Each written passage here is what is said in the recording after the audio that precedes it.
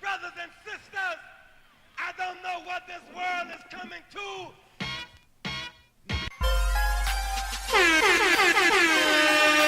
Hey yo, check this out. This is Flavor Flav, and if you want the whole truth and nothing but the whole truth, so help the whole truth. Hey yo, you better listen to Dante, baby. Dante!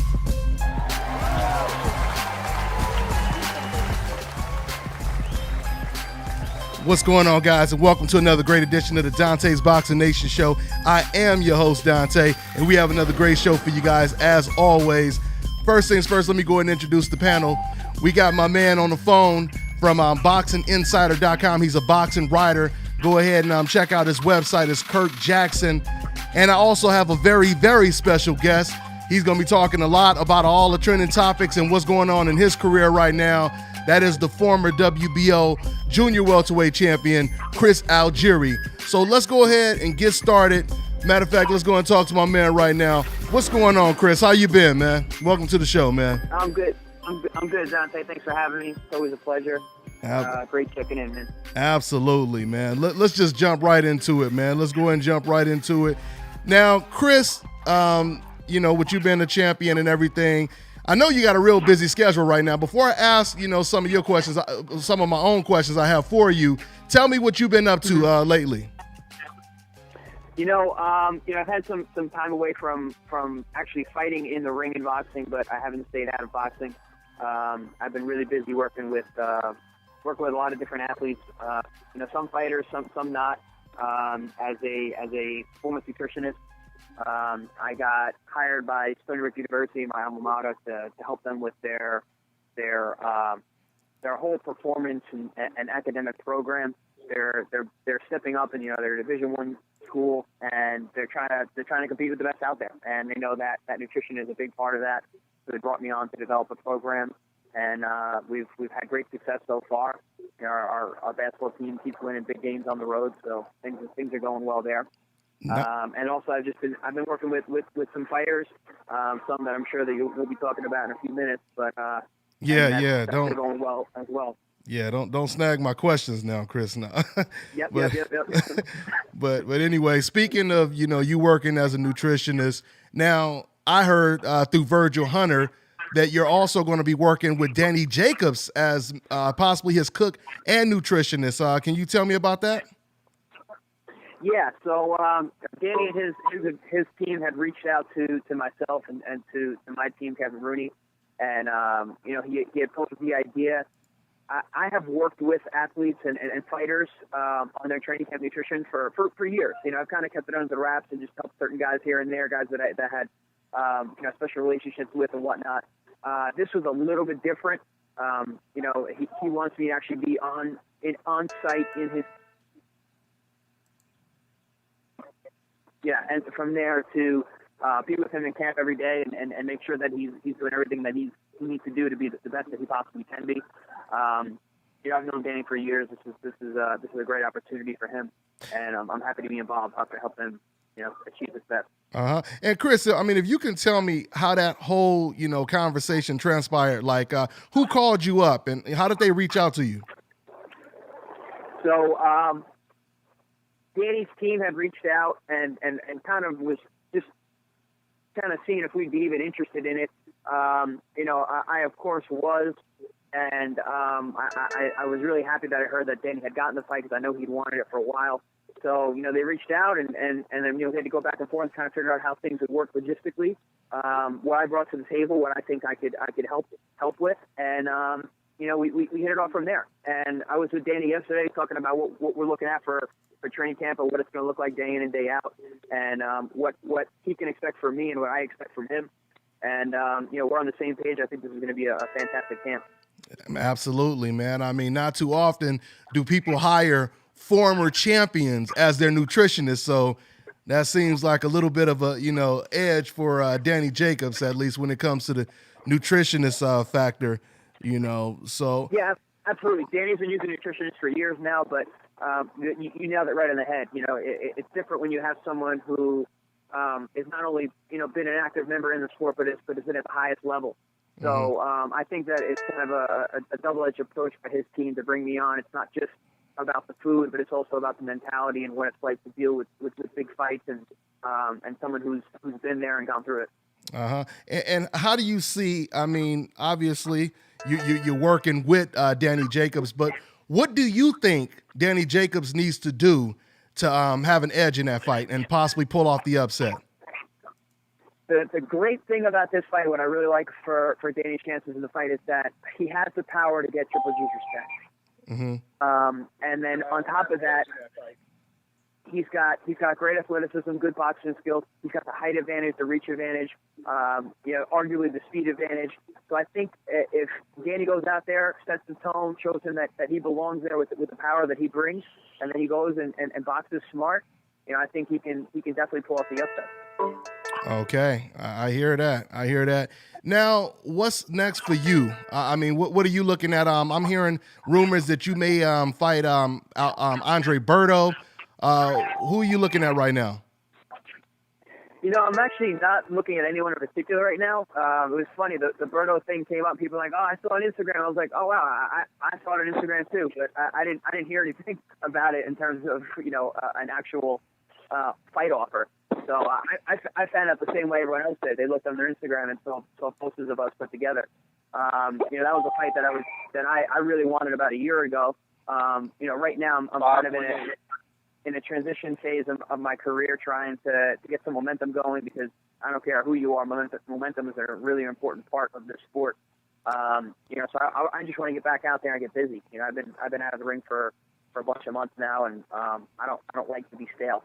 Yeah, absolutely. And Chris, I mean, what you did, man, transitioning from a kickboxer to becoming a world boxing champion, I mean, it's still unprecedented. I want to know, with all the great fighters that you've been in the ring with, you've been in there with Pacquiao, with Amir Khan, with Ruslan Provodnikov, with Errol Spence. I mean, who would you say, out of everyone you face, who would you say is the best well-rounded fighter?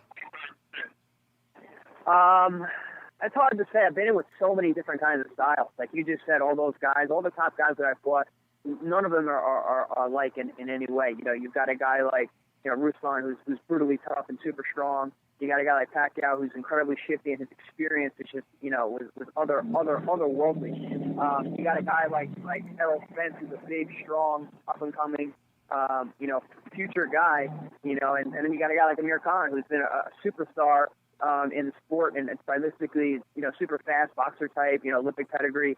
It's hard to put it at a finger on any one of them, but honestly, I felt the most uncomfortable in the ring when I was fighting with Manny Pacquiao. He was a very, very difficult guy to deal with and to prepare for. Okay. Was it his speed, his angles, his unpredictable left hand that he throws? I mean, was all of the above, or what? Honestly, people always ask, he hit really hard. Like, yeah, he did, but I don't think he hit as hard as Provodnikov.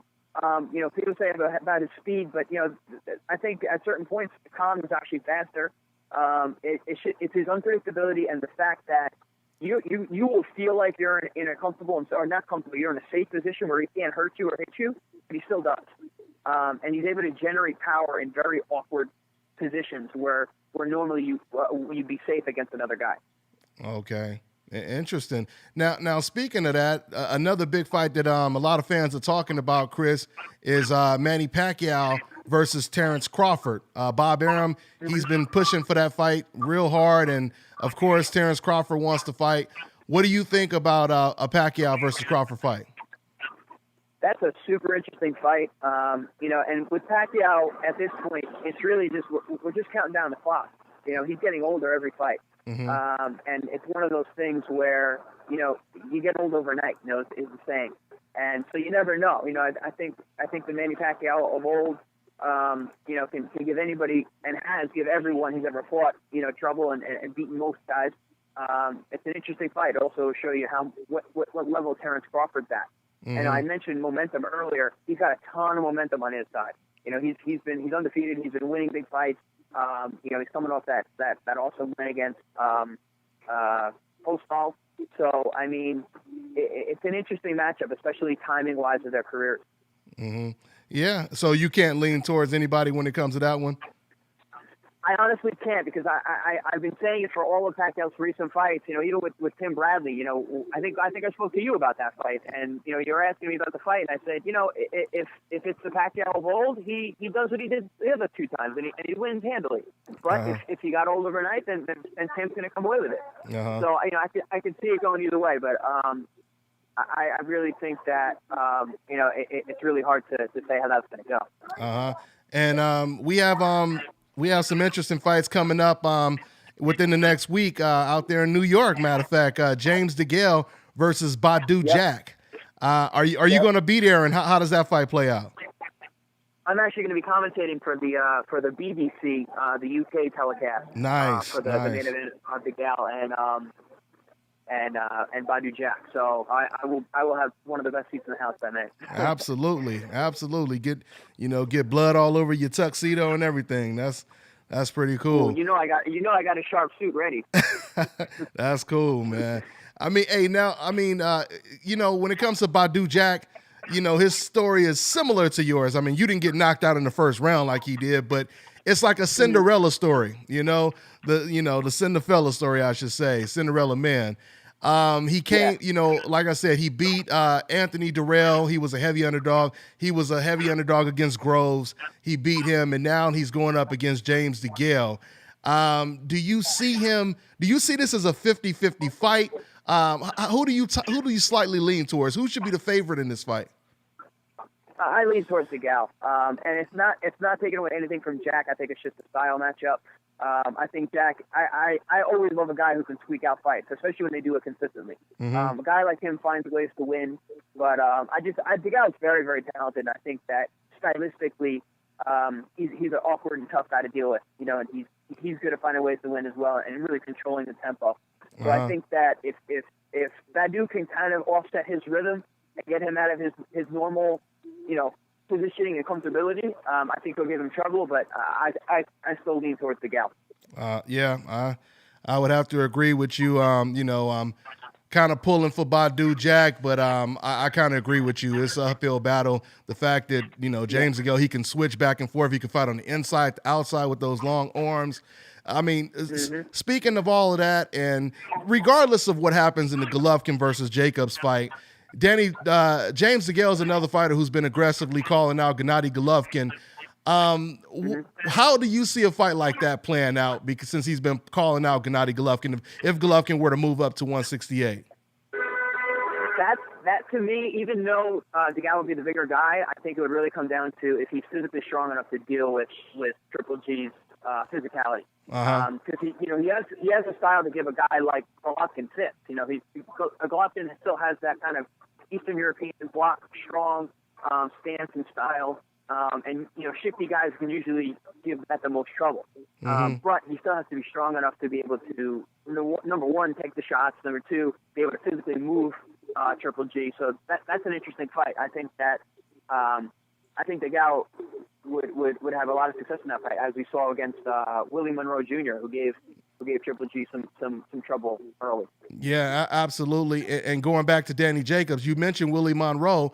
A lot of people are saying if Danny Jacobs can land the punches that Kell Brook landed, that would make that fight very intriguing and competitive to where he may have a chance. What did you think about the Kell Brook fight, and do you think Danny can implement some of that? I'm kind of on the fence on that, because I think part of it is that Triple G kind of just treated it like he was fighting a guy who was 2 weight classes lower than him, that couldn't hurt him, and he kind of just went in there and roughed him up and beat him up. So he wasn't fighting smart, he wasn't boxing smart. But what that tells me is that there's possibly a lack of discipline in Triple G. That he could have worked a little harder and done things and done things smarter. Maybe it took longer, but he kind of rushed it. The exact opposite of what Canelo did with Khan. Another guy who had a guy who was much smaller than him. But Canelo was very impressive in that fight to me, because he boxed and he set up a perfect shot, scored a beautiful knockout, highlight reel. That took a lot of discipline to do that with a guy that couldn't hurt him and that he probably could have knocked out by just roughing him up. So that says a little bit about kind of the mentality going into this fight, and that's another thing that I see as possibly a positive for Danny Jacobs. Yeah. I mean, it's funny, Chris, because you've been in the ring, and you've been in the ring with these different type of styles. And so, I mean, like, it makes me think of Ruslan Provodnikov. Not trying to say that Golovkin is on the level of a Provodnikov. Of course, he's much better. But at the same time, wouldn't you agree that usually the come forward fighters, when they go against an athletic fighter who can move around the ring, it's usually easier for the boxer to even land some punches when that person is coming forward? Absolutely. I mean, when you got a guy like that who's coming forward so aggressively, he's putting defense on the back burner to land his offense, and it's going to leave openings for a guy, especially someone who's athletic and moving, to land those clean shots, just like you said. Mm-hmm. Yeah, I totally agree. Now, what about we also have Anthony Joshua versus Vladimir Klitschko. How does that one play out, Chris? I think Anthony Joshua is a total monster. I think that he's going to be a very difficult guy to beat for anyone, Klitschko included. He's got the size, he's got the skills. It was really going to come down to his chin and if his defense can hold up, so he can stay away from that big right hand of Klitschko, and if he can overcome the experience. But I like Klitschko, I always have, but I'm going to lean towards Joshua on that one. You're going to lean towards Joshua on that one. Who would you say is the best heavyweight right now? And I like who do you see standing when all the smoke settles and everything? I think Anthony Joshua. Anthony Joshua. I think he's the most well-rounded, and he's got it all. He's the next generation of heavyweights. That's what heavyweights are supposed to look like. Yeah, no doubt about that, man. Well, yeah, it's a lot of good fights coming up, man. And once again, so you said we shouldn't expect you to be back in the ring anytime soon, is what you're saying, right? I'm focused right now on the Jacobs camp. I'll be training while I'm out there, so I'll be staying fit and staying in shape. And but I look to be back, shortly after that fight. I think I'm gonna come out of that camp in great shape, ready to rock. Yeah. Hey, man. Well, I look forward to seeing you back in the ring, and I also look forward to seeing you in that camp, man. Like I said, man, that sells the fight even more. So I want to say, man. Yeah, I want to say thanks as always, man, for you calling in, man. Anything else you want to say you got on your mind, man? No, man, I always appreciate you guys having me on here. It's always good talking boxing. I love this sport, so anytime I get a chance to talk about it with some people who know what's going on is always a pleasure. Hey, man. Well, thanks for calling in, and let me know when you have some breaking news so we can go ahead and break it right here on Dante's Boxing Nation. All right, Chris? You got it, brother. All right, thanks, man. Take care, man. All right, guys. All right. Yeah, take care. All right, guys. So that was Chris Algieri right there, the former WBO welterweight champion, checking in over here. And we're going to get into some more boxing talk. Hold on for a second. Kirk, you there right now? Yeah, I'm still here. Okay, hold on for 1 second, you guys. Got to do something real quick. Got to get these calls in line right now. Hold on.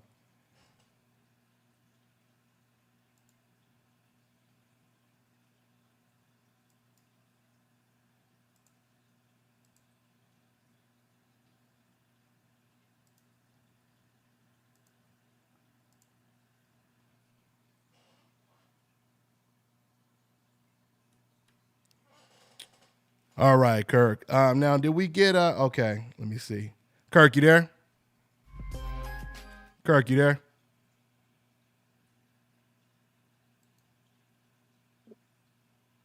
Can you hear me? All right, Kirk, you there? Yeah, I'm here. Okay. Yeah, I had to put everyone on mute. We had a whole lot of people that weren't on mute. So let's go ahead and get back into some boxing business. Now, Kirk, let's go ahead and take a call. We done had a couple people on hold, and I want to get everybody set up right now. So we're going to call you guys by your area code, okay? So when you hear your area code, that means we're talking to you. So we got I'm here too.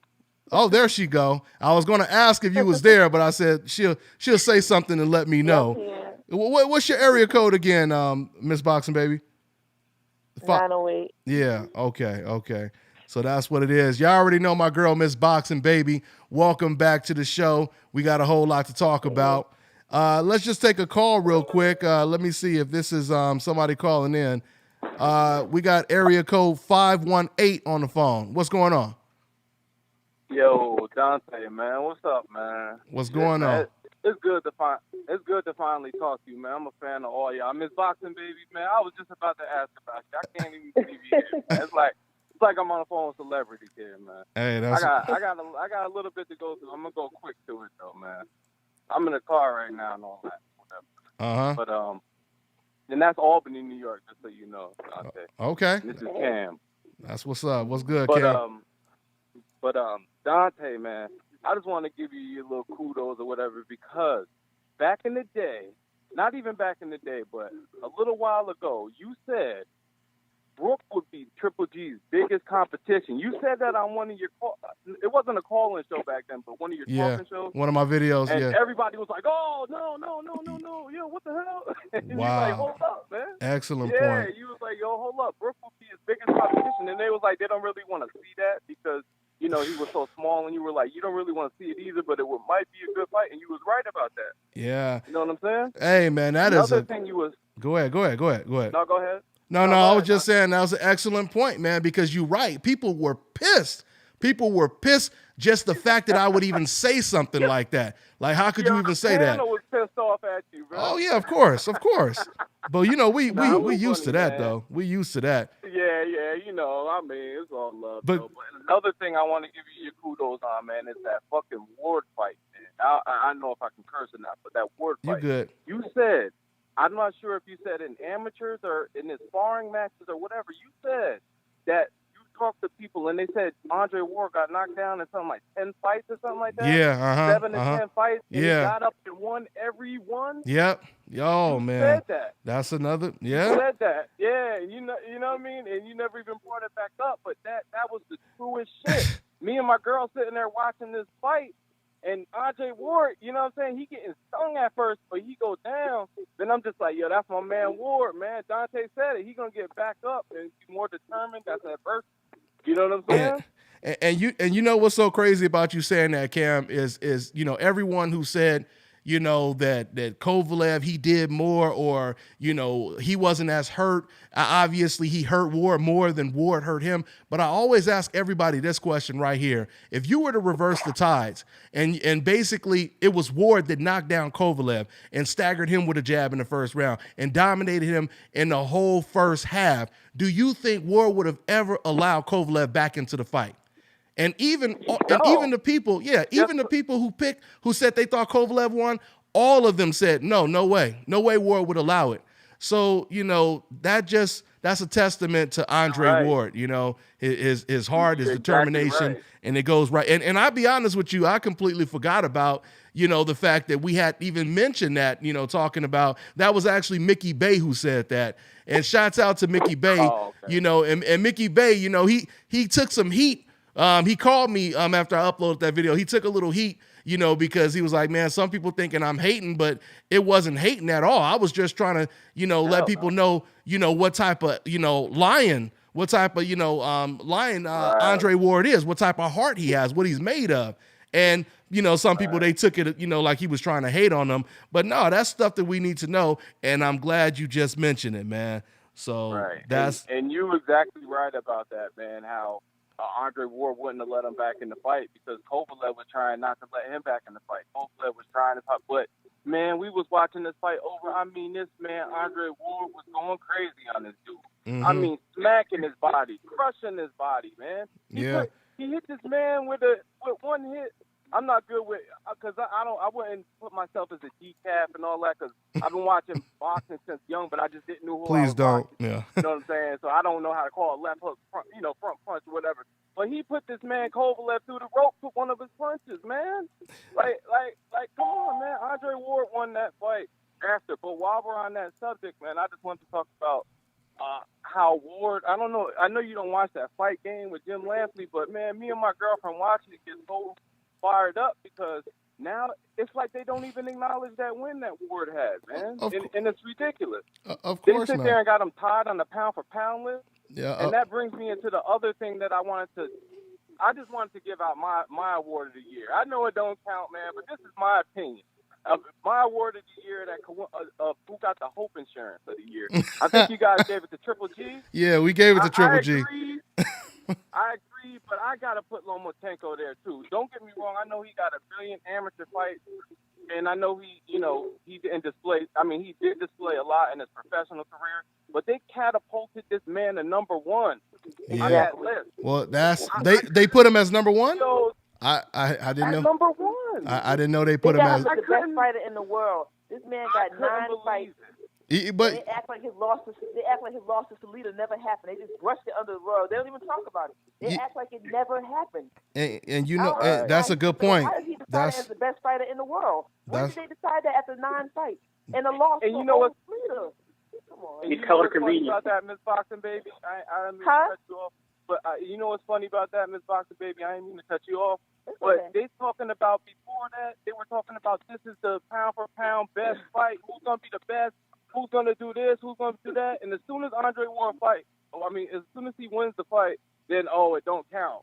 Yeah. Then we gotta get a rematch. Now remember, they didn't want him to win. Now remember, Jim Lampley, who's trying to take credit away from Andre Ward, he's the same person who all of a sudden, when he found out that the judges had the Walters versus Sosa fight a draw, even though they was talking about how Walters was dominating the fight throughout, calling the fight, soon as he found out they had it a draw, he agreed with them. You know what I mean? So when they said that, he agreed with that. But when it came to this fight and all 3 judges having the fight scored the exact same way, now all of a sudden he's taking away credit. But we already know he was taking away credit from Andre Ward way before the fight even came to fruition. When he brought Andre Ward, him and Michelle Beto, I believe, they brought Andre Ward onto the show and they tried to completely discredit him. They asked him, how come you didn't fight him? You've been on a 2-year layoff. How come you didn't fight Kovalev right away? You know what I mean? So, they was doing what they do best, Hey, man. How can they ask him how he didn't fight Kovalev right away? His first fight at light heavyweight, but yet they don't ask Triple G why he has yet to move up. I don't understand. Of course. Exactly. Of course. How can they ask him? How can your first fight at light heavyweight be the champion, the biggest ball, the scariest person in light heavyweight? That's going to be your first fight before you even get used to the division? Look at this. Come on. But then she tried to discredit him. But she contradicted herself because then she tried to take away credit by saying he was inactive. You know how people, they use these code words like, he's inactive. That's why I don't like him. Which is it doesn't make any sense why you personally wouldn't like somebody. Nobody disliked Mikey Garcia when he was inactive. But of course, when Andre Ward is inactive, that's my excuse for why I don't like him. So she tried to take credit away by saying he was inactive. Then right after that, she turned around and said, why don't you fight him right away? So, I mean, like I said, we know what time it is. You have to win for 2 years and you come back and fight Kovalev? Yeah. And your first fight at 175? And I don't think anyone takes Jim Lampley, of course, except for the extremists, nobody really takes, his ranking serious. I mean, any man who makes up his own list because he doesn't like the regular list and he comes up with this Gaddy list, that person is not to be taken seriously. That's just, what it comes down to. It's just, I feel you. He calls jab hook when he does fights. He called the jab a hook, so he don't know what he's talking about. You don't know what he's talking about. But anyway, hey, but Cam, man, I want to say thanks for your call, man, and I'm gonna take another call. Take care, okay, man. All right, thanks, man. Y'all take it easy. All right, man. So yeah, that was a whole lot right there. That was a whole lot, man. But I wanted to ask you guys, what did you guys think? Let's start with you, Miss Boxing Baby, since you've been going for a minute. So what do you think about this whole Manny Pacquiao situation? Manny Pacquiao, he won $20 million to fight Terrence Crawford. Freddie Roach, he just recently said that Crawford wanted $7 million and that's why they're not fighting him. Then we just found out that wasn't true because Bob Arum, he shot that down. So, I mean, what do you think? Do you think he's going to take the fight, or you think he's going to try to get around it, for as long as he can? When it comes to that, I don't even say get around because you know how I feel about that fight. He can take it. He cannot take it. He's proven himself. He's a future Hall of Famer. It's 2 different eras. He doesn't have to fight Terrence Crawford. That's how I feel about that fight. He has nothing left to prove. He can retire tomorrow and nothing's going to change. Mm-hmm. That fight won't make or break him.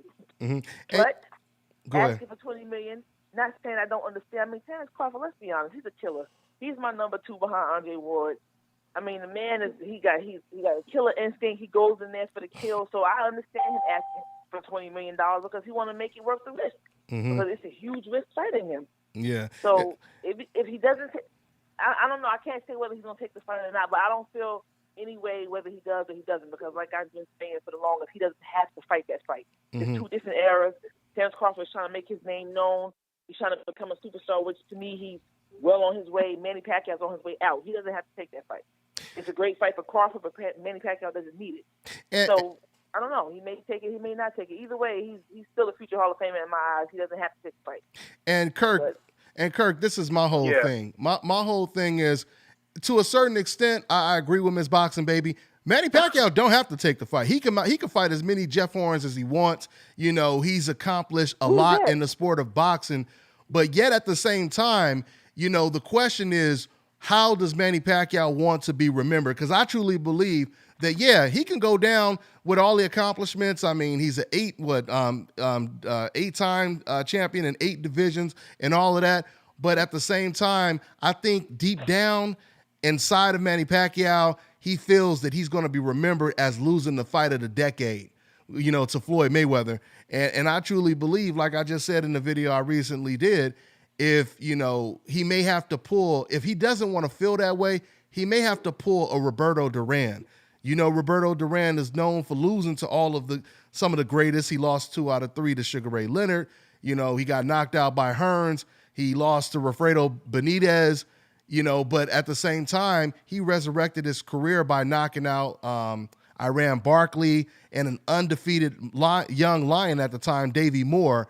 And, you know, that Moore beat the hell out of him. Yeah, that's true. That's true. And he ended up just knocking him out at the end.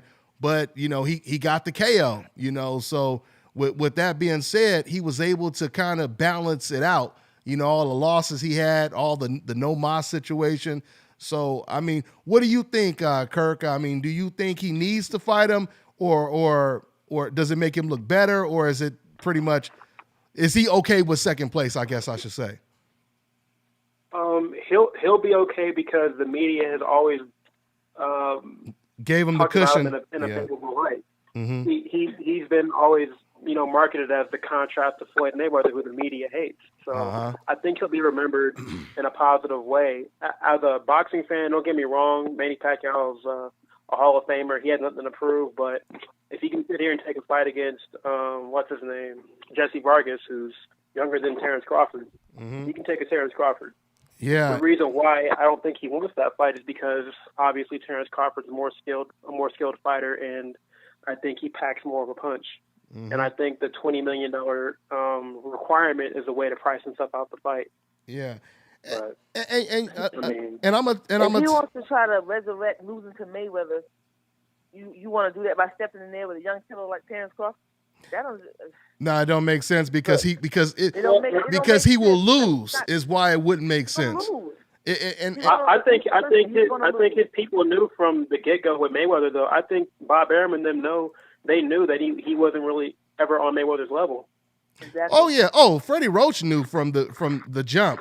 I mean, Freddie Roach. Soon as Freddie Roach found out the fight was signed, the first day, the first thing he said, while you hear all this confidence from Floyd's camp, Freddie Roach, you know, it's the complete opposite. He's saying, you know, this is going to be a very difficult fight for Manny Pacquiao. Floyd hardly makes any mistakes, et cetera, et cetera. I mean, that was an indication right there. And then Manny Pacquiao, he admitted after the fight, he said, I had a dream that I lost to Floyd Mayweather 2 months before the fight, you know? So, right. I mean, they kind of knew what time it was. But let's go ahead. We got a whole bunch of people on hold right now. Let's go ahead and take another call if we can. All right, we got area code 201. What's going on, man? What's up, Dante? All right, what's good, man?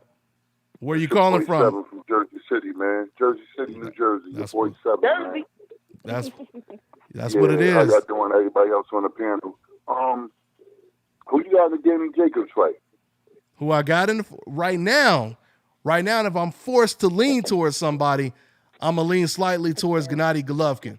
You know, I mean, like I was telling everybody on the show last week, or a couple weeks since this fight been announced, I got to see these guys train, man. I got to see how Danny is looking. I mean, how Golovkin is looking. But right now, if I had to lean, I would have to slightly lean towards Golovkin. What about you? I like Daniel, man, because he don't got nothing to lose. Oh, that's no doubt about that. Look at it. He's a He heavy don't got underdog. nothing to lose. Yeah. And then all the pressure is on Triple G. Yeah. Can I say my opinion on that fight? I never. Go ahead. If you don't mind. I think that fight is first of all, Danny only has one option. He has to jump on Triple G early, just like he did Krillin, to try to make him show something, to make him respect him. If he does not get Triple G out of there in 3 rounds, he's going to be swept by 5. And I'm sorry. Nah, I don't yes, know he about will. that. Yes. Listen, I love Danny to death. That's my boy. I love him to death. But if he does not get Triple G out of there in the first couple of rounds, the fight's not going past 5. You know, I don't know, but he has to get him out of there early. But Miss Boxing Baby, I don't know about that, because usually when you take aggressive fighters into deep waters, you know, they're usually used to getting their opponents out early. So if you could take them into deep rounds, you know, and you're still around and the fight is still competitive. Listen, I mean, Danny Jacobs, that may give Danny Jacobs even more of a chance. I love Danny. Yeah, we know it's not personal. We know it's not personal. But my question is his chin. That's the only thing I question. If he can jump on Triple G and make him taste his power early like he did Krillin, hey, he might get him out of there. Yeah. But if he lets him hang around, if he does not get him out of there, my question is going to be, how is his chin going to hold up? That's my question. Because if Triple G, that's the question I have. That's the only thing I'm worried about is how the chin gonna hold up. Yeah, I have a question for that. Because I agree with you. I agree with you. I think he needs to strike him early. What if he hurts Triple G early, and Triple G becomes tentative, and Danny keeps him on the inside and outboxes him? I mean, well, see, no, he got to give him. He has to make him respect. He has to make him respect him, and also too, Triple G. You know, I'm not a huge fan. He has a thing where he likes to start late sometimes. I know that in his mind, they're thinking that Danny's probably going to come out and want to jump on him early. Danny doesn't need to go out there with the move in the head, doing no boxing. He needs to go in there and jump on him early to make him taste his power. Because I'm telling you, if he doesn't, I put some money on that too. That fight won't go past 5. He don't get him out of there early. Now, this is definitely a fight that Danny Jacobs can win, and I do agree with you. And he can win it. And I do agree with Kirk when you just said, if he has to see, this is the thing. There's a difference from getting him out of there in the first half or getting his respect in the first half. That's what I believe he needs to do. He needs to get Gennady Golovkin's respect. You don't need to let him hang around. He needs to get him out. You don't need to let him hang around. You would definitely want to get him out. Yeah, you definitely want to get him out. Especially if he lands something on your chin that we all know is not the best chin. Like a Klitschko. It's not the best chin. Maybe not that bad, but it's not the best chin. We all know that. But see, I'm going like Dante said last time. Anybody can be knocked out. Absolutely. He's not no guard or nothing. He can get dropped too. Absolutely. Listen, and we don't. I'm talking to the right person. I'm not a Triple G fan. I'm just speaking what it is. Yeah. And we all, anybody who knows boxing knows Danny don't have the best chin. Yeah. Everything we doing right now is just talking boxing. Like you said, it's not based on who we like. We just trying to figure out what's gonna. I believe his best interest is just to get Triple G. Don't let him hang around too long. That's what I'm saying. Just don't let him hang around too long. Yeah, I don't know. See, that is a question. The question is, how does Danny Jacobs take Gennady Golovkin's punch? But at the same time, I feel like this: when you go in there respecting, a person's power, either two things are going to happen. Either you're going to be too tentative and gun shy, or that's going to make you more, defensive. It makes you more responsible when it comes to your defense. So that means he won't make as many mistakes. I mean, if he goes in here like he did in the Peter Quillin fight, you can tell he had respect for Peter Quillin's power, and it made him fight a perfect type of fight. He used perfect foot movement. That's what, see, because the whole thing is, he got to fight the same way. Yeah, because he jumped on Quillin early because he knew Quillin could hurt him. So he jumped on him early. That's what he needed to do with Triple G. He needed to just get him out of there. If he can, we don't know. He can fight the perfect fight, but have it go past 3 rounds though. We don't know how Triple G take a solid punch. And that's what I was about to say, Miss Boxing Baby. That's exactly what I was about to say. We don't know how. If Danny can get to that chin early, and make him stumble and then get him out of there, it's over. See, and it's not weed. This ain't weed. This ain't one of them dude C-level fighters like Daniel said. No? Yeah. If he let him, Daniel hit him with them hands, it's over. Yeah. I don't care and what. That's why he need to do it. And that's why. By boxing him, moving around like you can't. You gotta bring the fight to him. You have to back him up. That's the only way he's gonna beat Triple G. He has to make him respect him and back him up. Not boxing him, not doing all that fancy shit. No, that's not gonna work. You can't. You gotta make him respect you. Yeah. I remember when Sugar Shane caught Mayweather, and he rocked him. When Sugar Shane caught Mayweather, he rocked him. Mm-hmm. You know what I mean? Everybody was shocked. Yeah. He was almost out of there. Yeah. Anybody. Yeah, like I said, it's not really a power thing, but even the Kell Brook fight showed that Gennady Golovkin is not extremely comfortable with getting hit flush. I think the Willie Monroe fight, it showed it too. So yeah, I think this fight, it really is going to have something to do with who lands the first bombs first. Exactly. So we're gonna see, man. I think you can beat him. See, this is the issue though. If Triple G lands his bomb first, he might put Danny to sleep. That's the issue. Danny needs to avoid that early and try to get to him first because we know Danny's chin is not the best. I want him to win. Yeah. I agree with that, but you don't want to send a lamb to the slaughter though. You don't want to go in there, chin up like Ronda Rousey and get slept like that. No. You're not going there with your chin up.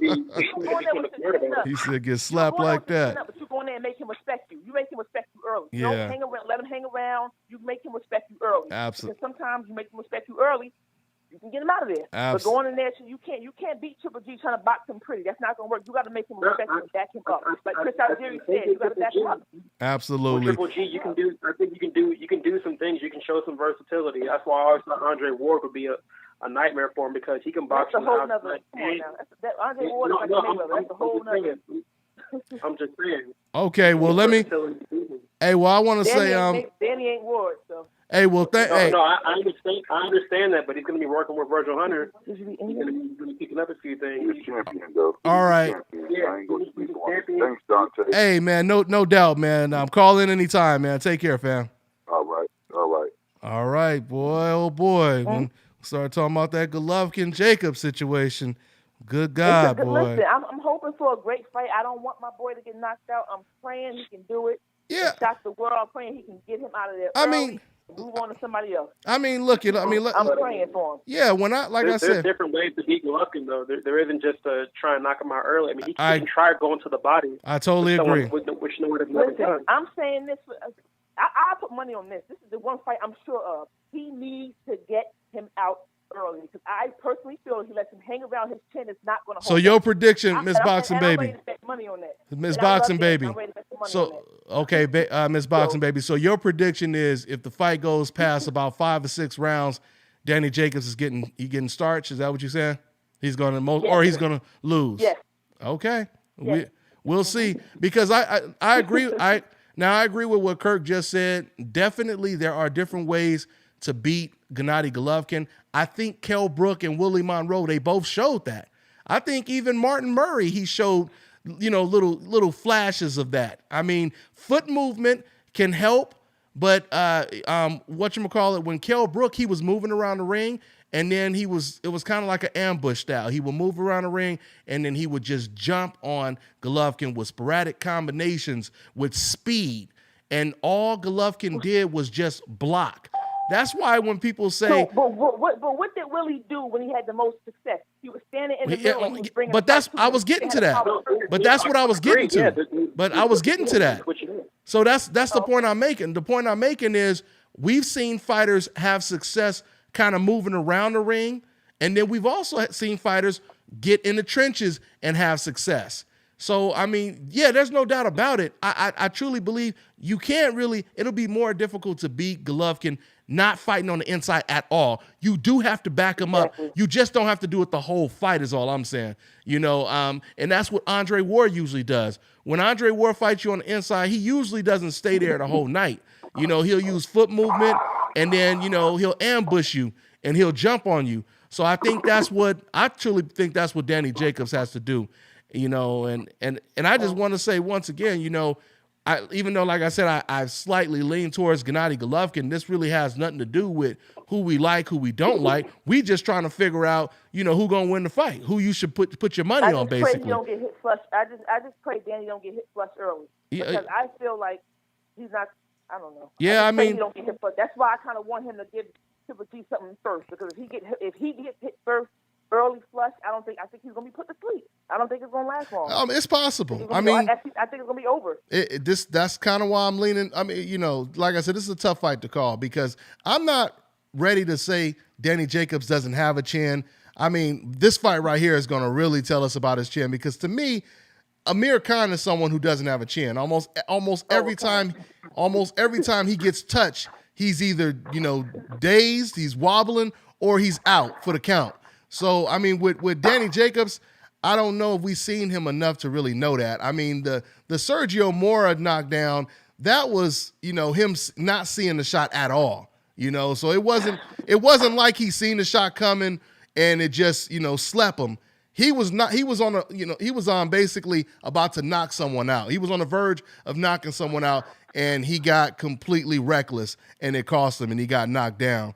With a man with 9 knockouts, right? With a guy with, like I say, my Suge Knight example. Suge Knight, he got knocked out by a dude that was $105. You know what I mean? So it's not the power. And also with Danny, it's not the also with Danny though. You can tell he wasn't worried about Mora's power. That's why he got exactly. His antennas are going to be up the entire fight. As soon as the bell rings, his antennas are going to be up. Exactly. There you go. His antennas are going to be up. I pray, but all I'm going to say is, I'm thinking about doing some betting. Mm-hmm. If you don't get him out early, I just don't see it going past 5. Maybe even in sooner. I see it going past 7. I see the fight going past 7. Whoever wins, I see it going past 7. Yeah, all absolutely. I know is I'm gonna let you know I've been on the road calling these fights. I'm like 3 for 3 3-0 or something like that. And look. That's all I'm gonna say. She said, "That's all I'm gonna say." Huh? If you don't get hit out early, I don't see this fight going past 5. But I'm praying that he can catch him with something real flush in the first round and back Triple G up, and then maybe. Hey, I agree with you though. He does need to catch Triple G early to send a message to let him know, like, hey. Yeah.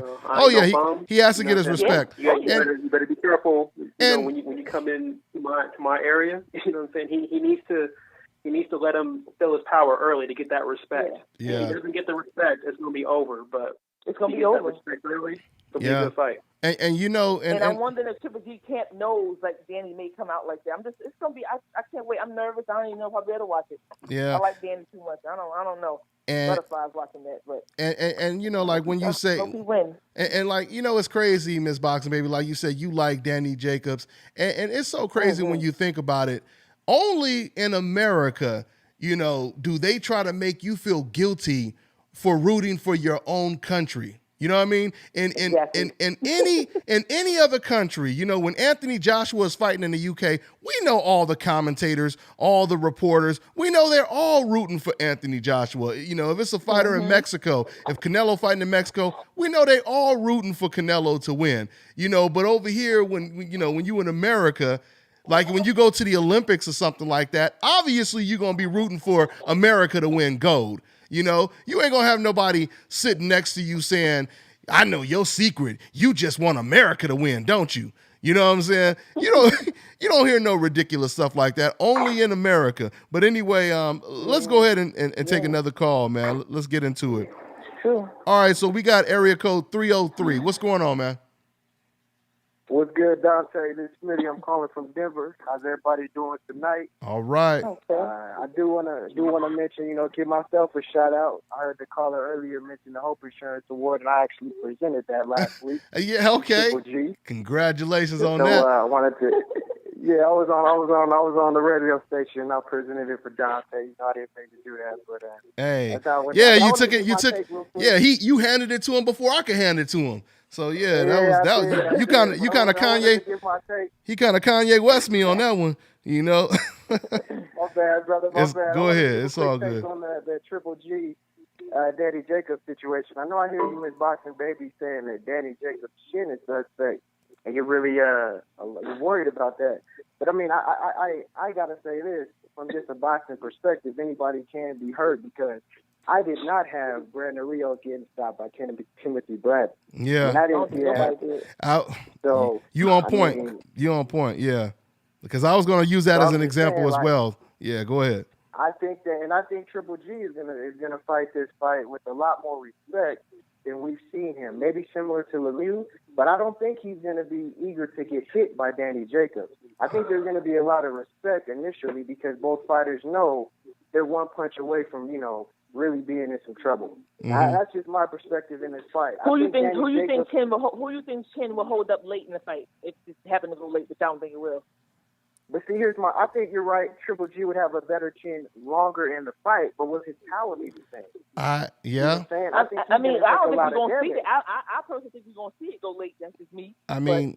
But I think he's going to take a lot of damage. If the fight goes 10 rounds, let's say the fight goes 10 rounds, not 12, just 10. If it goes at least 10 rounds, Triple G's power isn't going to be the same as it was 1 through 4, 5 through 10. And depending, he's going to have a lot of shots that are affecting him and wearing him down too. I'm sorry to cut you off, but I'm sorry. I don't know how his power is late. I never really but Miss Boxing Baby, dissected him. I don't know, but I do know what I know about Danny.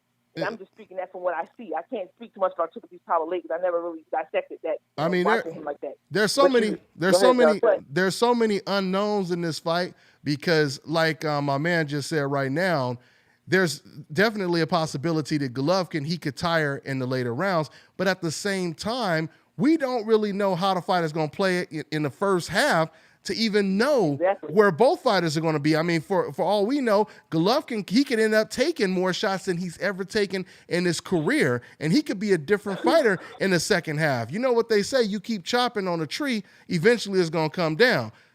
So I mean, don't go to second half. Yeah, well, I mean, listen. This is going to somebody get somebody's because there's less chance of him getting knocked out. I hope somebody's definitely early, like in the first 3. Somebody's definitely getting knocked out. I'm just not really sold. I'm not really sold on the hype because he hasn't been in there with nobody that can put him in any adversity. Yeah. The most close adversity we've seen him against was the welterweight.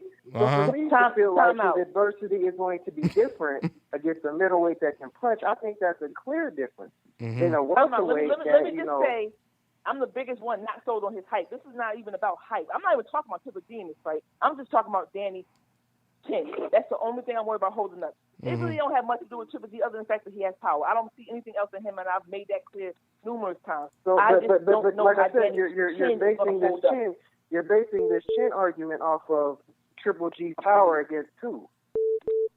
What do you mean against who? He can punch. Who against who though? And does he have to have? Wait, time out. Well, Golovkin definitely. And I just told you that Timothy Bradley stopped Brandon Rios. But what I'm saying is, Miss, this is what I'm saying though. Like you're saying that his power is so glaring, and I'm saying it's glaring against who? Like I don't really think anybody on Triple G's resume I could say has this iron chin either. I don't have anybody on his resume. Listen, he's fought past Golovkin, but at the end of the day, the man still can punch. It is what it is. Whether you like he definitely has power. Whether it's legal, you don't know, but he has power. That's just common sense to anybody. So the common sense I understand that. We don't know how but the world-class fighters can take away power. So if Danny Jacobs is where we want him to be, he should be able to. Who you call Danny Jacobs is the best fighter. Danny Jacobs is a world-class fighter. He's the best when he faced. He's the best when he faced, hands down. All I'm saying is, at the end of the day, whether we like him or not, because I'm not a fan of Triple G. Everybody knows that. The man does have power. Whether it's legal power or not, we don't know, but he can punch. Yeah, he does. Well, he has 23. He has 23 knockouts in a row. I mean, that's just my opinion. I don't think if the fight goes on too much, that Danny Chin will hold up more than Triple G. That's why I said I personally feel that he needs to get him out of there in the first 3 rounds. And shit, he don't. All right. Let him linger around. Let's go ahead. Before I say the subject, one last thought. I think there's different variables of power. I think he has a cumulative power. He's not stopping guys with just one shot. Well, I know Jacobs chin is suspect, but if he can hold up a little bit and put Triple G in a situation where he's just not coming forward, then maybe we'll see a fight that maybe can define a little bit more about where Triple G is at. Is all I'm saying. That's all I'm saying. Well, maybe. Once again. But on to the other point. Another point that I wanted to discuss is I was listening to another podcast over the weekend, and they tried to flip the whole script of the situation with Terrence Crawford and Manny Pacquiao. This guy tried to say that the reason why Terrence Crawford doesn't know anything about this $7 million is because Cameron Duncan, his manager, had this behind-the-scenes meeting with Bob Arum. Just trying to totally, avoid the fact that, and Miss Boxer, baby, I agree with you. Trying to Manny twist. Pacquiao doesn't need this fight. Trying to twist the whole Trying to make up Manny stuff. Pacquiao doesn't need this fight. Well, that's if he would just come out and say that, I think it would end the fight talk. Well, that's I missed the story with the $7 million. Well, that's the fit. $7 million. That's the fit their personal agenda. Bob Arum, he already shut that down. So, I mean, to basically try to suggest after Bob himself said it, you hearing it from the horse's mouth, he said that was total bullshit. He said, we never talked to Terrence Crawford about money. He said Terrence Crawford is the most reasonable fighter of all fighters when it comes to negotiating the deal. So, yeah, man, I mean, that's just personally attached fans. And these are the type of people that will tell you, even when someone says something out of their own mouth, they'll be like, no, he didn't mean it when he said it like that. What he really meant to say was what I wanted him to say. This is basically how those type of cats operate. So, I mean, like I said, man, there's no negotiating the truth. You can't debate with the truth. You know what I mean? And that's what we got with Bob Arum when he came out and he said it. You got Bob Arum and Terrence Crawford saying the same thing, and I guarantee you, if we talk to Freddie Roach, he'll probably be saying something different now that Freddie Roach, Bob Arum, and Terrence Crawford, they confirmed that they never even talked about money, and that makes sense because Bob already knows that you got to get the okay from Pacquiao. Bob knows that Terrence is on board. He knows he's going to take the fight, so he don't have to talk to him like, okay, well, how much do we have to give you, Crawford? He already knows Crawford is going to take the fight no matter what. It's Manny Pacquiao who just came out of nowhere and said, only way I'm fighting this dude is if I get $20 million. When his pay-per-view numbers... He's a killer. I mean, come on. He knows. And me personally, I think Manny should either retire or fight somebody. Who's that guy he want to fight? Joe Stockton? Or just don't fight nobody. Jeff Horn is who he's trying to fight. Stockton, right? Yeah, he trying to. But you going in there with a killer like Crawford, he's just on a whole nother level right now. Yeah, I think that's a bad idea for Manny. It's a bad idea. But see, the problem is they keep talking about it. If he would just kind of say, "Hey, I'm not interested in this fight," exactly. you can't knock him for that. Mm-hmm. But when they keep attaching his name, we want to know and not why only is this that, fight taking place. Not only that, but the fans keep defending everything that Manny Pacquiao says. They keep defending his actions. That's what makes it even worse. If fans were to just come straight out and say, Manny Pacquiao shouldn't fight that animal. That guy is really good. I don't want to see Manny Pacquiao get knocked out. If they were to say something like that, it would be okay. But when they say stupid stuff like nobody knows who Terrence Crawford is, but then he gonna fight. That's what makes them look bad. That's what makes Manny Pacquiao look bad, because now you have to try to defend and justify why he's fighting someone that people really don't know. I literally had never heard of Jeff Horn until, Manny Pacquiao started talking about his next opponent. Who's that? So they don't know who Terrence Crawford is, but they know who Jesse Vargas is, right? Yeah, exactly. That's why it doesn't pay to be doing all this lying. You lie once, you got to keep lying to cover up all your other lies. But anyway, hey man, thanks for your call, man. I'm gonna take another call, brother. Before I go, I just want to make one more comment. Like you saying, Dante, for example, just in case the fans are a little confused, if Floyd came back, Floyd Mayweather's been my guy since I was growing up, inside the ring. I wouldn't want him to fight Spence. Mm-hmm. And I'll say that. You see what I mean? I'll say that. Spence. I wouldn't want Floyd Mayweather to come back and challenge himself against Earl Spence. But see, let me say this. Let me say this. The difference, though, is Floyd is already considered the best fighter of this era. So it's like he's already gotten first place. So, what is he going to try to do? Get first place plus? You know what I'm saying? So with Manny Pacquiao, he's still trying to prove something because he finished second place. You feel me? So, yeah, so with Floyd Mayweather, there's no other there's no other position he can basically get other than number one. He's already number one. Even the people who hate him, ESPN, they even have him ranked as number one in the last 25 years. So he doesn't have to fight. So he don't have to fight an Errol Spence, But when it comes to Manny Pacquiao, once again, and Manny don't have to fight him if he doesn't want to, but if you okay with second place, you know what I'm saying, then just go ahead and keep fighting keep fighting the Jeff Horns. If you okay with where you are today, then keep fighting those type of fighters. But there's a reason. And if he fight Terrence Crawford, let's just say by some stroke of luck he beat him, he still ain't gonna be over Mayweather, so it don't matter to me. No, he won't. No, he's not gonna be over Mayweather. But like I said, he'll basically, it'll just help him save a little face. That's all. Like once again, like Roberto Duran. Time from y'all, man. The panel, Miss Boxing Baby. It's a pleasure hearing you back on. Looking forward to hearing you more. Everybody, take care. God bless all y'all. Dante, keep doing your thing, man. Thank you, brother. Appreciate it, man. All right, take care, man. Yeah, I heard it from my man. So, I mean, but that's the point I'm making. When people try to say, why does Floyd have to fight? Why does Manny have to fight him? Floyd, his last, opponent was Andre Berto, et cetera, et cetera. What people don't realize is if you're in a race and you already get first place, you don't have to keep running. You don't have to keep running around, you don't have to keep running around in circles or whatever. You've already gotten first place. So whatever you do from that point, that can't be taken away from you.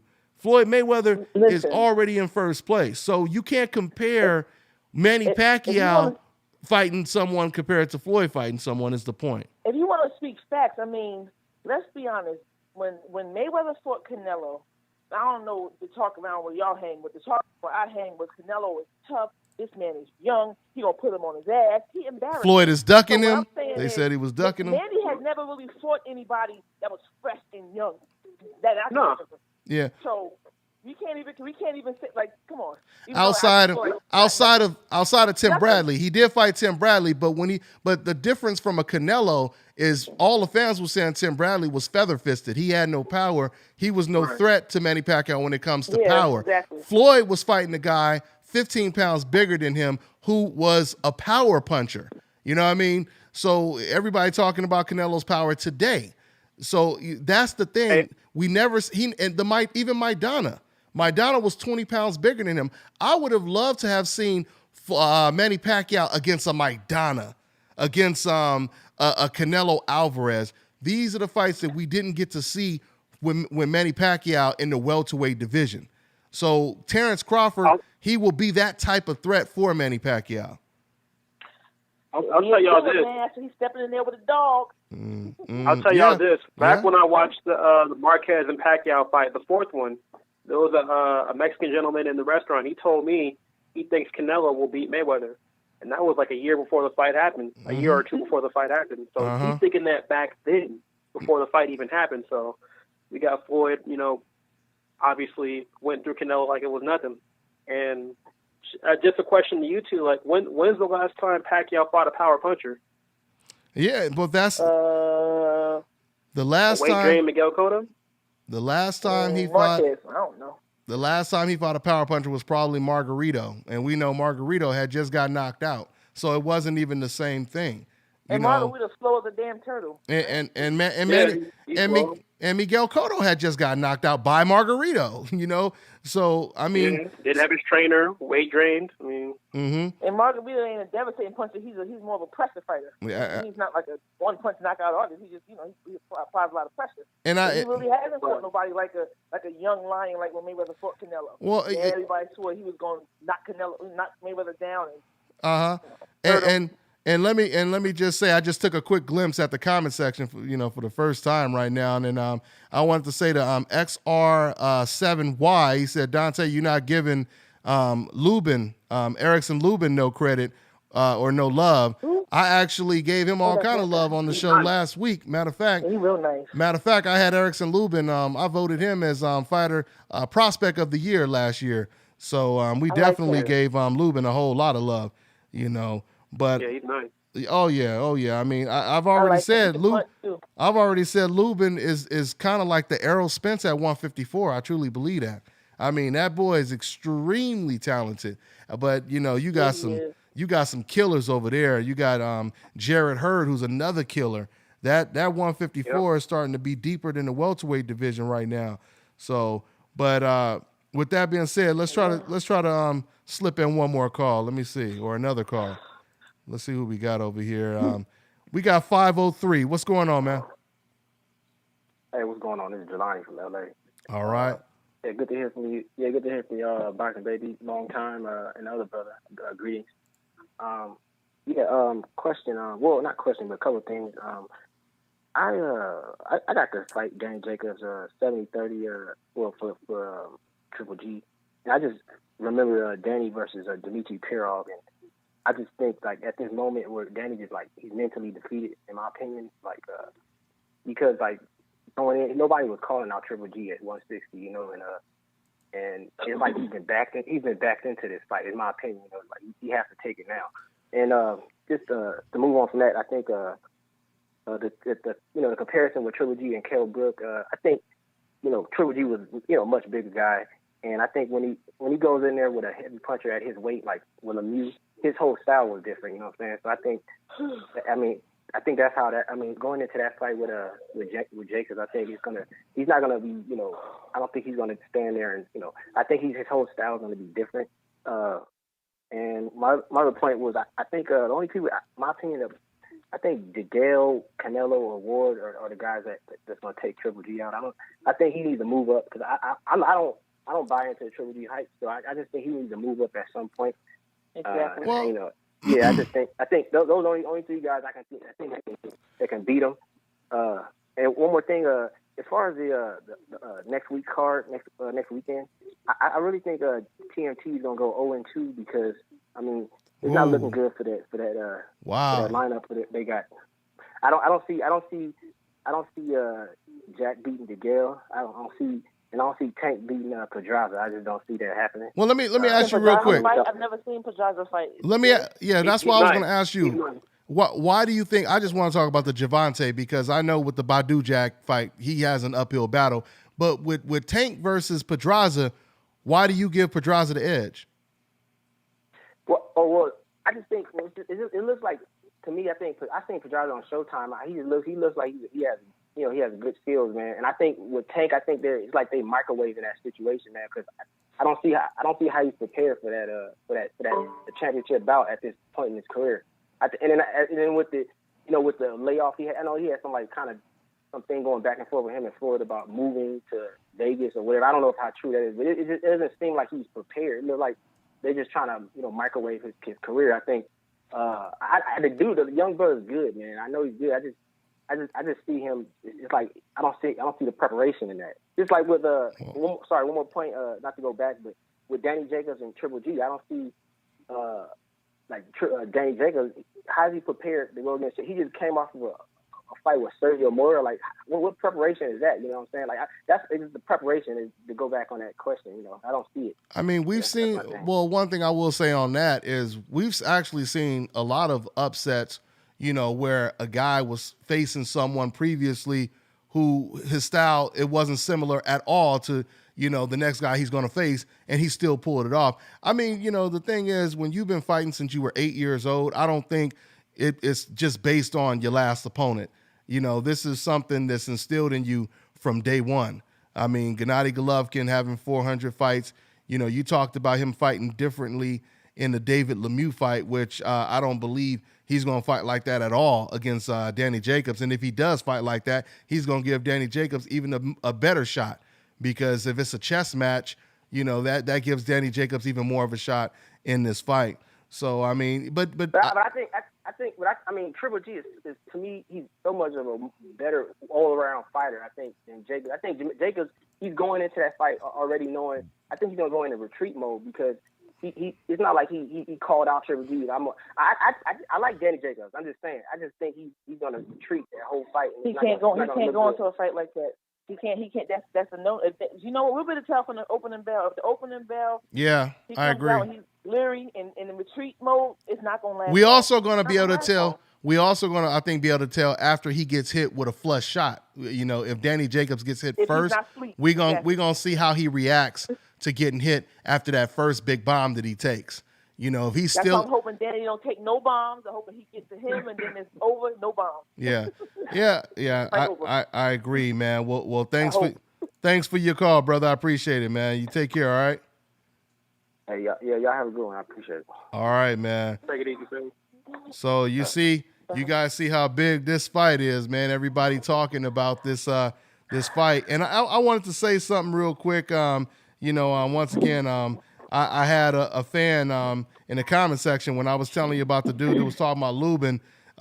Somebody said that Floyd Mayweather's retired. Basically suggesting I don't ever want to hear this man's name again. If I hear his name again, something gonna happen to me. My ear's gonna bleed or something like that. It's funny because Julio Cesar. It's funny because I hear people bring up Julio Cesar Chavez's name all the time. He retired like 20 years ago when he was in his prime. And people always bring his name up, Chavez, would have kicked Floyd's ass or whatever. So once again, man, I'm always expose, these decafs when it comes to the silly double standards. We could hear Chavez's name. I've never said that before. When I hear people bring up Chavez's name, I've never said, hey, man, he's retired. Don't ever bring his name up again. So why do we bring up Muhammad Ali's name? Why do we bring up Sugar Ray Leonard, Duran, and all of these guys? More hypocrisy as always. But anyway. So man. What were you guys' opinions on the Davis fight, the Davis and Pedraza? Hey, you know what, man? I think Gervonta Davis. I think his speed. I think his angles. I think people are underestimating his boxing ability. Some people are saying he's just kind of an aggressive, power puncher type Floyd Mayweather, but he can box as well. He has an extensive amateur pedigree.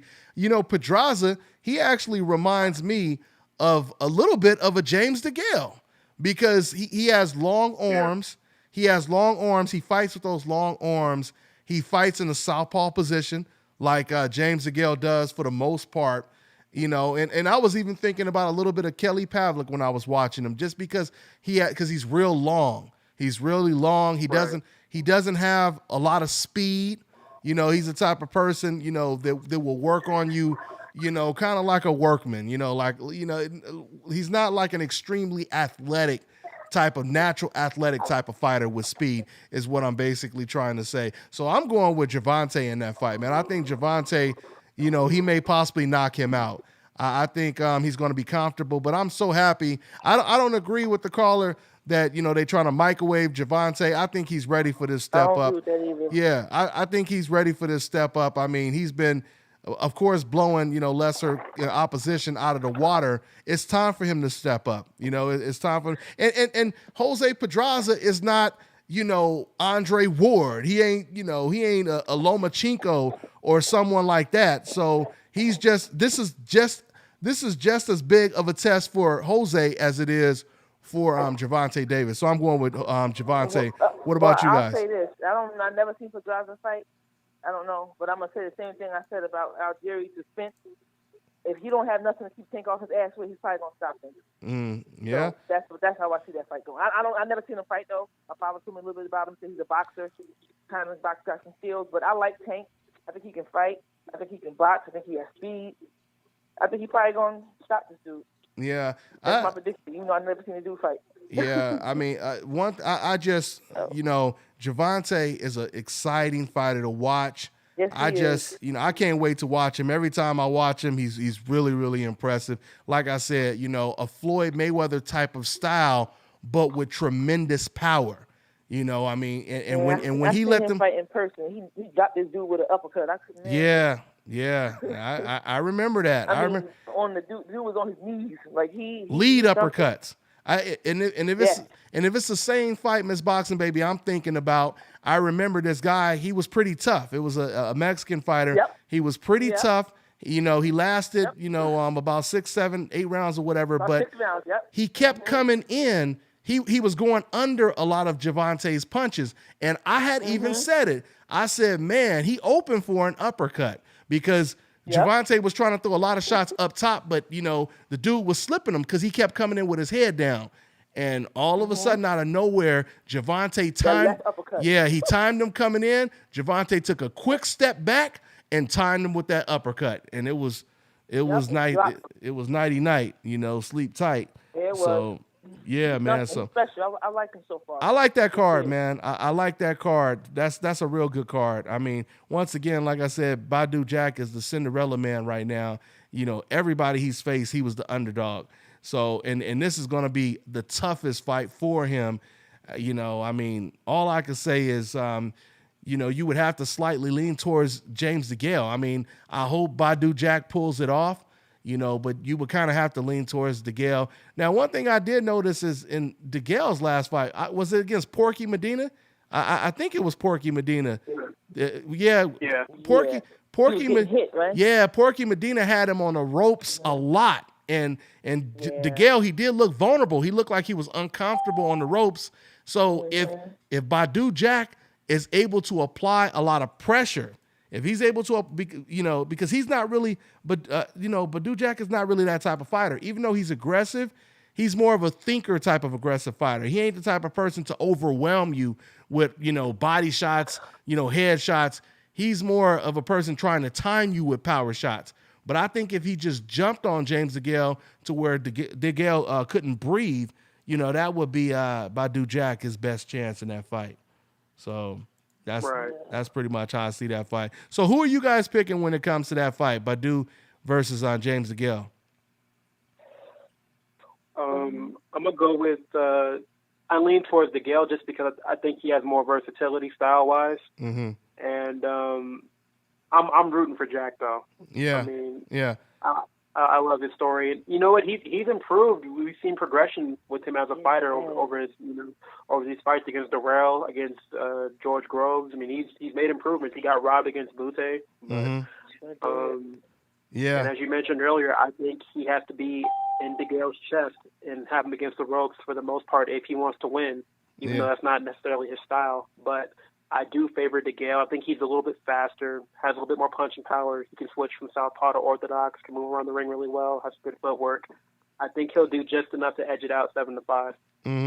And Kelvin in the comment section, he said that Jack looked better against Butte than DeGale did. Do you guys think that makes a difference at all? No. Nah, it's a different styles. Yeah, styles make fights. I think he looked real good against Andre. And what's his name? Anthony Darrell. That's actually when I really noticed that he could fight. Yeah. That fight. I want him to win.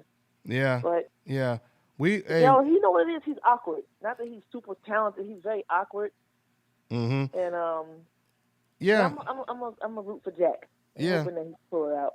Absolutely. PMP, baby. No, I'm playing. Trying to make everybody mad. There we go. Oh, yeah. You better don't check your mailbox for at least a good week,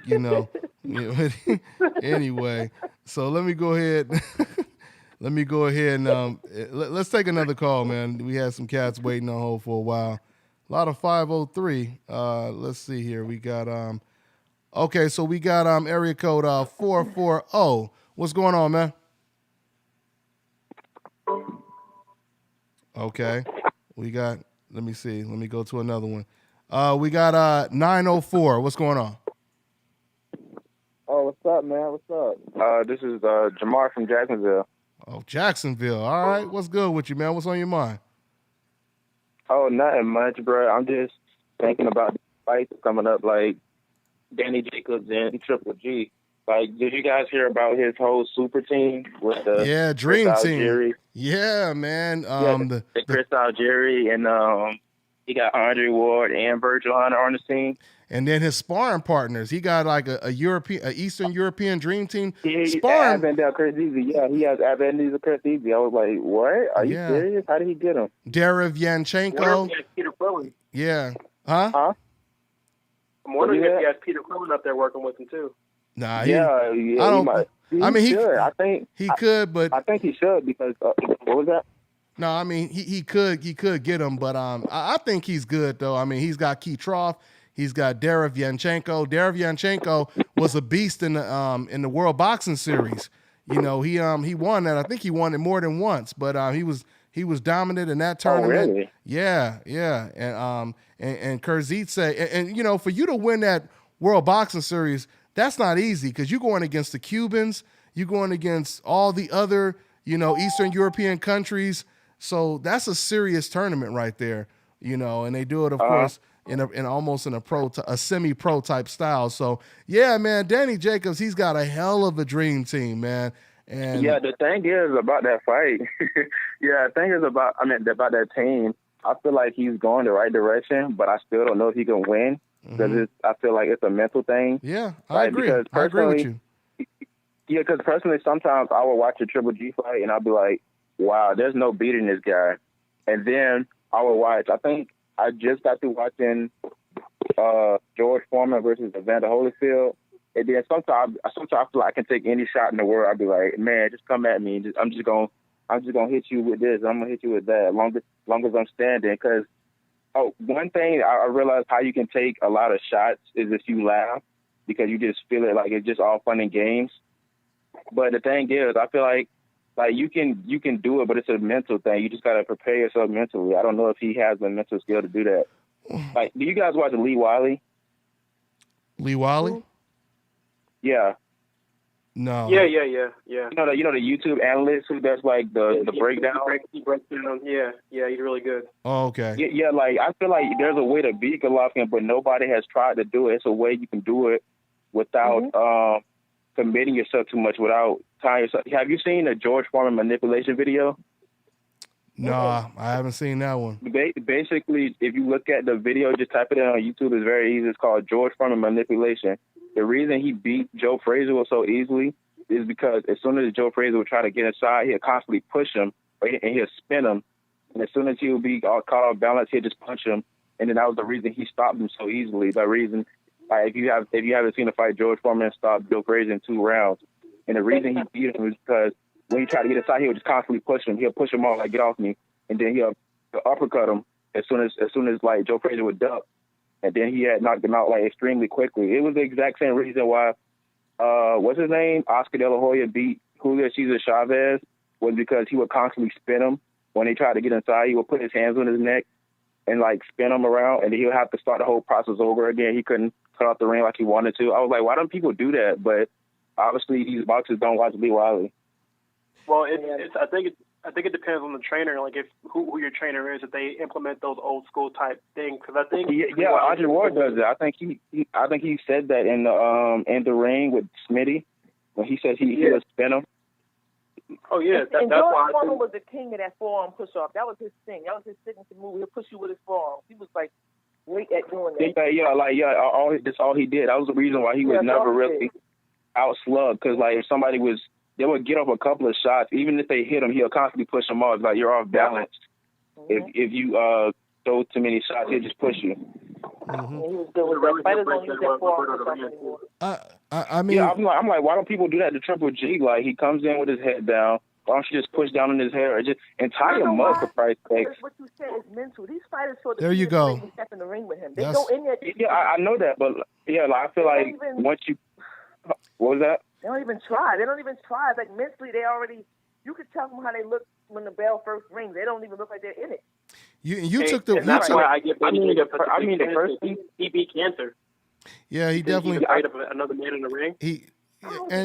But you know, Miss Boxing, baby, you took the words out of my mouth, or the word out of my mouth when you said basically, you know, it comes down to how mentally stable and strong Danny Jacobs is, because like you said, I mean, he may get caught and he may just become extremely gun shy, or he may get caught and then it's over. Yeah, or he may get caught and that may wake him up. He may be more relaxed.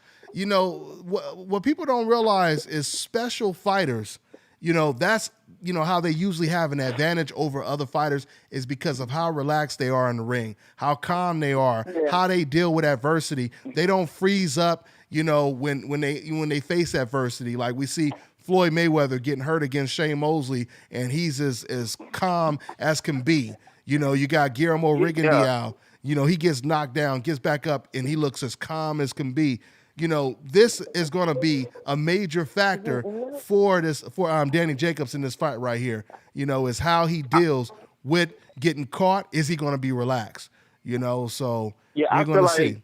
I feel like the major key, what he has to do is he has to like develop what I call like pain freak like mentality. Is basically when people get off on getting hit, it's kind of like once like somebody gets hit, like they're I'm going there now. But it's not like you necessarily want to get stopped, but it's all relative. It's all the fun of the boxing game. You're not going to get killed because they'll stop it before that happens. You can say fuck it and fight. Yeah. Yeah. So like if you want to fight, like if you want to hit me, I'm gonna hit you. I'm just gonna dish this back even harder or something like that. That's what Willie did, but he didn't have the power. He was like, "Fuck it, I already got." That was the thing. Willie. So go ahead. No, go ahead. So I feel like what Willie did was right, but like I feel like what Willie could have did is what Pacquiao did to Margarito. As soon as he got off a shot, just exit out the side and then start a whole combination again. That's how you make him follow you. Did you ever notice how he broke his orbital bone? Like he just kept biting his man's face up. But that was a perfect. Margarito tried to get off, he would spin. Yeah, but that was also perfect time shots as well with the type of power. Yeah, he's slow, but it's like one of them things like when you can't knock out the person in front of you, it's just really hard. You get like an energy dump because he's coming at you, even if he's slow. It's kind of like when Angulo fought Canelo. Like, he was throwing everything but a kitchen sink, but Angulo was like, yeah, like, well, that's not hurting me, so I guess you got to try it again or something like that. Yeah. And then when I had spoke to Danny before he fought Krillin, and I said, I personally think you need to go in there and jump on him. We know Krillin can fight. I said, jump on him and see, if he respects your power. He said, no, I'm going to go out there, I'm going to box. He didn't do any of that. He jumped right on him and took him out. No, actually, he did box. He did box. Not too much. I mean, he was fighting only one. Even though I feel like it's premature stop it, but at the end of the day, he kind of just jumped on him and saw what he could take. Well, actually, type of. Actually, in that fight, though, Miss Boxing Baby, he moved around in the ring the first round, and then he caught Peter Quillin with one hellacious shot that rocked and hurt Peter Quillin. Left hook, right hand. He had extended but he still jumped on him, though. Yeah, once he hurt him. Once he hurt him. When he hurt him, yeah. Yeah, when he hurt him. When he hurt him, that's not the. He didn't rush into like go. Yeah. That's not the same thing. Like a mad lion. See, when I say make him respect you early, I don't mean rush in reckless, but to me, he needs to just give him something to respect him early for. I just think it'd be a better situation for him and his chin if he does that. Yeah, because who knows? He might make Triple G respect him so much that he'd be afraid to come in. Yeah, absolutely. Maybe he can get out of there. Absolutely. I think the more rounds the fight goes on, the more dangerous it becomes for Danny. Absolutely. That's just my opinion. Well, I mean, like I said, man, it depends, man. It just really depends. I mean, this could be some Ali Foreman type stuff, where Ali, he took Foreman into the deep waters. He forced him to gas out. So we'll see. But once again, the question mark is going to be how Danny Jacobs takes a shot. Now, I want to say thanks to my man who just called in right now. We had to get to another call, but something he was talking about the angles that Pacquiao was using against Margarito. But not a lot of people have the type of angles that Manny Pacquiao has, and the speed that he has as well. So, but see, the thing with Danny Jacobs is because he has. He was juicing then too. I'm just playing. Yeah. Hey, well, you said it. You said it. You. Kidding. Hey. Hey, well, we gonna make a video when Manny Pacquiao they try to send you some papers. No. I'm with you on that. Yeah. But hey, I mean, he ain't not nobody else in total in 2009, and all the fighters in the past, even the greats like Roberto Duran, nobody carried their power as they kept moving up. He didn't have the same power at 147 that he had at lightweight. No, but Manny was the only one. Every division, he got the same power. Yeah, it's definitely something you don't see. It's definitely he was taking that juice. Yeah. And you ain't talking about Kool-Aid either. That black acne. Yeah. Hey. You got that black acne. I mean, you already. Hey. Some people know that HBO knows. They ain't gonna say nothing. Oh yeah, I mean, you man, we already know what time it is at the end of the day. We pretty much know what time it is. But it is what it is. Hey, let's take one more call, and we almost about to wrap it up. We got another 832. What's going on? 832. Okay. We got 530. What's going on? Hello? What's going on, man? Yes. I just wanted to ask, when are you going to sell those the Dante Boxing Nation hat and sweatshirt, t-shirts, and stuff like that? We are definitely about to put them on the website. I put all the shirts on. I had about 500 of them. They all sold out, man. So now we're gonna put some more on there. Oh shit! Let me borrow $1. Yeah, shit, it's going down. We're gonna have the sweaters. We're gonna have the sweaters and hats, man. Thanks for calling. Hey, but I definitely keep you posted. I don't have an exact day when I'm gonna put them on there, but I'm gonna definitely keep you guys posted. Thanks for asking, man. What's your name and where you calling from? Ishmael. I'm calling from Marysville, California. Oh, okay. All right, man. Well, thanks for calling in. You got anything else on your mind? Yeah, I wanted to ask. I know if Jacob beats Golovkin, he'll get his he'll get the WBA Super Champion belt from him. Absolutely. But if Golovkin beats Jacob, will he get his WBA World Champion belt for him? That is a good question, man. That's a really good question. It's crazy how complicated they make things today, because there was a time when there was just one regular WBA belt, and all of a sudden they create this super belt. And I'm gonna be honest, I'm still confused about the whole situation. I just truly believe that they're just basically just fighting for status, as far as I'm concerned. I guess that's how it's gonna work. I think the way it really works is this is supposed to really be Golovkin's mandatory, basically. I believe that it's supposed to be Golovkin's mandatory, but that's just my guess on how it works. But that's how I see it, man. So all right. All right, take care, man. Take care, bro. That's what they're doing. Well, you said what? You know what they're treating Danny as, though. What? They got Chavez Jr.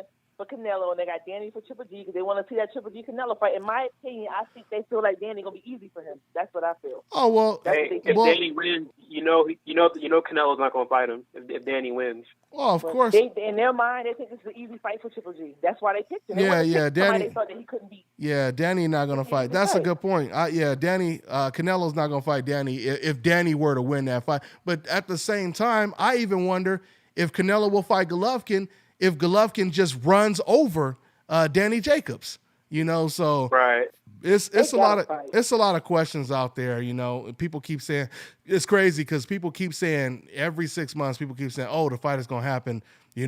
This year it's gonna happen this year. They were saying the same thing last year. Canelo is about to fight Golovkin. He just wants to warm up, by fighting Amir Khan, and he's gonna warm up and then fight Golovkin next. That didn't happen. So now, they talk. I think we're gonna see it in September if he gets that done. I always figured it'd be for September of this year. I hope so. They're really trying to build it slow. Build it real slow. Danny could be the Buster Douglas. Danny could be Buster Douglas come March. He could be, yeah. You know how they set up the big dog was supposed to be Tyson and Holyfield, and Buster Douglas derailed that, and then got knocked out the next fight. Oh, that's happened in a lot of fights. Yeah, that's happened. It could be that. That's happened in a lot of fights, man. But you see, out of all the boxing, stuff, all the trending topics, all the news, you see everybody is talking about this fight. So that just kind of shows you guys how big this fight is, So, I mean, all I know is, once again, we're going to know. I'm happy he's getting the paycheck. Yeah. I'm so happy for him. Some money. Yeah, Good money. Yeah, hopefully he don't get no hospital bed, though. You know what I mean? So I hope not. I hope not either. Yeah. Hey, but what I said a few weeks ago, if he beats Golovkin and he already beat cancer, they give this man a movie or something. Yeah. And that was an excellent point, man. That was an excellent point. So we gonna see what happens, guys. But I'm gonna go ahead and wrap it up. That's pretty much all we got, man. So I want to say thanks for everybody calling in. Thanks to my special guest, the former WBO junior welterweight champion, Chris Algieri. My girl, Miss Boxing Baby. Go ahead and subscribe to her YouTube channel, Miss Boxing Baby. Boxing writer Kirk Jackson. Go ahead and check out his website, boxinginsider.com. And you already know your boy Dante's Boxing Nation. We'll see you guys next week. We on to the next one, y'all.